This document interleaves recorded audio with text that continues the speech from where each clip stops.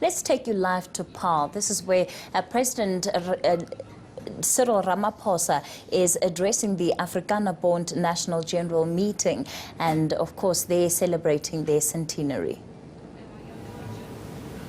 Lede van die Afrikanerbond, verteenwoordigers wat hier is van verskeie organisasies, en my broers, ledes van politieke partye, Musi Maimani, Musiwa Lekota en meneer Groenewald. En ook lede van die parlement van Suid-Afrika. En ook ontvangers van speciale toekennings en dames en heren. It is for me a great pleasure to be amongst you as you celebrate your 100 years of existence. This is a moment of great significance indeed, which we as South Africans must acknowledge and appreciate. 2018 is an important year in the life of our country in more ways than one. It is a year in which we commemorate a number of key historical events that have shaped the future of our country. And it is good for us as South Africans to commemorate significant events that have taken place in the past, and from these commemorations we are able to learn. There are great learnings about what happened in the past and how that past evolved, but it also helps to inform the present and also plot out the future. As you celebrate your 100 years of existence, I think it is important for us to look at your 100 years and ask ourselves, what is it that we can learn from your 100 years of existence? And there's quite a bit that we can learn. But what is it that we can avoid from the years of your organization's existence? So it is a seminal moment for all of us as South Africans. However, there are quite a number of other interesting events that took place many years ago, whose significance we should also seek to remember, if not celebrate. One obscure event that we should remember as a nation is something that happened 210 years ago, when slaves in our land rebelled in 1808 here in the Cape. And these slaves were rebelling because they were seeking a free state and freedom for all slaves. Now there's something quite significant about this, because this rebellion, which was squashed obviously by the colonial authorities, was one of the earliest instances of organized multiracial resistance to tyranny and injustice in South Africa. Multiracial. This year is also 105 years since the 1913 Land Act and 95 years since the Native Urban Areas Act. Two pieces of legislation that were central to the deprivation of black South Africans of their land, their assets and their livelihoods. And the effects of these laws are still being felt today. It is important that we must remember some of these events that have taken place in our past, so that we must be able to say, like Mandela, and I'll read it in a while, never again. As the Brotherhood of the Boerderbond was being formed 100 years ago, the Bantu Women's League, a forerunner of the ANC Women's League, was the first organization in the whole country that decided to take up the struggle for the women of South Africa. It is also 75 years since the adoption of what came to be known as the African Claims, a South African document that was adopted just after the war, which set out the demands of black South Africans for equal rights and self-determination. This seminal document was a precursor to the Freedom Charter and the ANC's constitutional guidelines, and finally, that found its way into our constitution today. For nearly 50 years, the Afrikanerbond, now today the Afrikanerbond, stood at the center of the political and economic life of South Africa. You say this is the heart of Afrikanerdom, but your organization in its existence was the epicenter, the real center of the economic life and the political life of our country. It was a very powerful organization. It was a movement that was born out of the subjugation of the Afrikaner people by the British, the pain and the resentment caused by the destruction of Boer farms and the imprisonment and incarceration in concentration camps of Boer women and children. And in the course of those incarcerations in the concentration camps, a number of black people also died. But your organization had to go through that type of subjugation, and your people. And you were made to suffer deeply. And it was as a response to this that your organization was born. It was born out of the suppression of Afrikaans as a language and the frustration of the economic and political aspirations of the citizens of the former Boer republics. Yet it is one of the greatest tragedies in our country, in the 20th century that is, that in pursuing the rights and the freedoms that all peoples yearn for and deserve, the Afrikanerbond would inevitably deny the majority of South Africans these very same rights and freedoms. To me, that represented a deep contradiction. But these are the lessons that we must learn so that history never ever repeats itself. It is a tragedy that the desire of the Afrikaner people for self-determination, the preservation of their language and the culture and affirmation of their own identity as a people should have formed the basis for the perpetuation of the discriminatory practices of the colonial era. This is a historic reality that we must acknowledge, and it is also a historic reality that we must reflect on, which I am pleased to know that you are already reflecting on.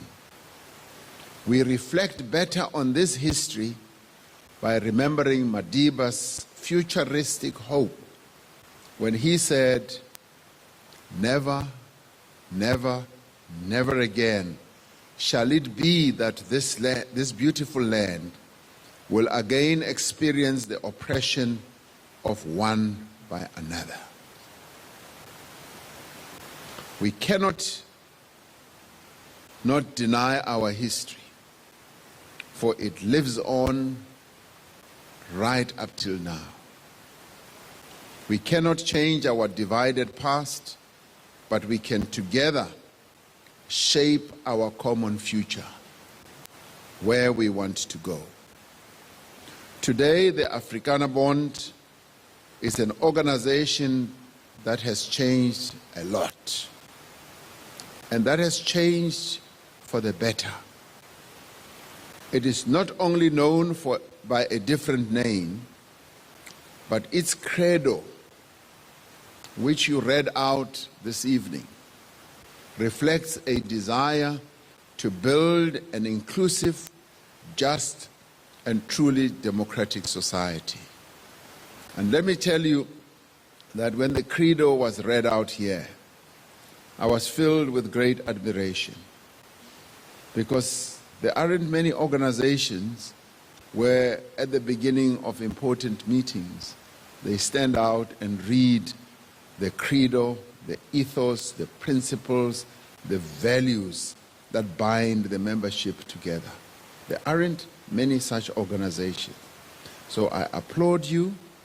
I really honor you for that, because that makes everyone remember what the real heart and the credo of the organization is. So you can give yourself a wonderful round of applause for that.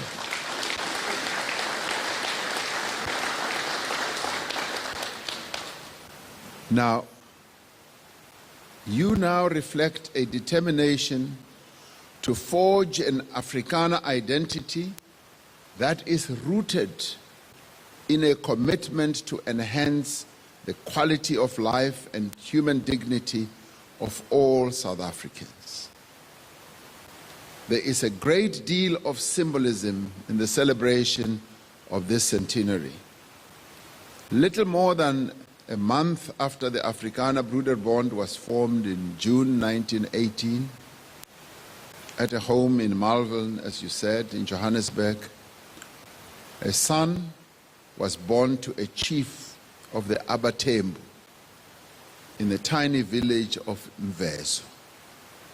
This young boy was called Nelson Rolihlahla Mandela. Well, the name Nelson he only got later when he got to school, when the teacher could not pronounce his name Rolihlahla. And he would become the first president of the Republic of South Africa, a president who had never been a member of the Broederbond. So, sorry, Nelson Mandela was not your member. We have dedicated this year to the celebration of the centenary of his birth and to the celebration of the centenary of Albertina Nontsikelelo Sisulu, another giant of the struggle for freedom and democracy in our country. Their lives, the values for which they stood and the freedoms for which they fought, stood in sharp contrast to the goals and ethos of the then Broederbond. They sought to build a society founded on the fundamental principle contained in the Freedom Charter that South Africa belongs to all who live in it, black and white. This was the antithesis of the apartheid policies championed by the Broederbond from at least the 1930s and implemented with great zeal after the National Party came to power in 1948. It was a government led by prominent members of the Broederbond who imprisoned Nelson Mandela and who banned and detained and harassed Albertina Sisulu. It was against a government led by members of the Broederbond that Nelson Mandela, Albertina Sisulu, and many others mobilized a powerful movement of defiance and resistance, just as your forebears did against British oppression. It is therefore significant that it was the same Broederbond that began in the 1980s to cast doubt on the sustainability and even the morality of the system of apartheid. It was the same Broederbond that was behind a process of reform in the National Party and in sections of white society that contributed to the release of Nelson Mandela, the unbanning of the liberation movements, and the negotiated transition to democracy. It was the same Broederbond that would reconcile itself to the new democratic dispensation and would embrace the values and principles contained in our new constitution. The constitution that you so articulately said, we want to stick by this constitution. And the fact that we mark the centenary of the Afrikanerbond in the same year as we celebrate the centenary of the births of Mandela and Sisulu is important not only in understanding our past. It is just as important, perhaps, even more so, for understanding our future and being able to look through the looking glass and see this future from where we are. And this time to do it together, not from different viewpoints. Nelson Mandela and Albertina Sisulu were among the most consistent proponents of a united, non-racial, non-sexist society in which all would have equal rights and opportunities. They both believed deeply that Afrikaners were an essential and integral part of the South African nation. They believed that South Africa belonged to all who lived in it equally, and none should be discriminated against on the basis of their language, on the basis of their faith, their culture, their creed, or origin. That is the South Africa that all of us together have a responsibility to build. As you correctly say, Tumatina, it basically means that we have, therefore, a responsibility to build this South Africa from the ashes of our past and make sure that it works. We owe it to the memory of Mandela to forge a new nation that is united in its diversity. More importantly, we owe it to our children to forge a nation in which all may have security, all may have shelter and comfort, and where all may enjoy an improving quality of life. If we are to achieve this, we need to heed the injunction in our Constitution, not only to recognize the injustices of the past, but also to work together to redress those injustices. This means that we must strive together to realize the demand that the people shall share also in the country's wealth. It is this demand that stands at the center of the economic policy of every administration since 1994, to lift the majority of South Africans out of poverty by building an inclusive economy that can give them a better life. It informs our focus on transformation, changing patterns of ownership, management and control to benefit all South Africans, but especially those who are most at the bottom, black South Africans, and especially women. It informs our focus on education and skills development, on employment equity and preferential procurement. It lies behind our determination as this government to undertake an ambitious investment drive to stimulate growth in the productive sectors of our economy. Part of these investment drives are concrete steps to remove all the impediments and everything that holds our economy back from growing. As the first quarter GDP figures indicate, there is a pressing need to push ahead, to push forward with greater urgency to resolve policy issues in key industries like mining and telecommunications.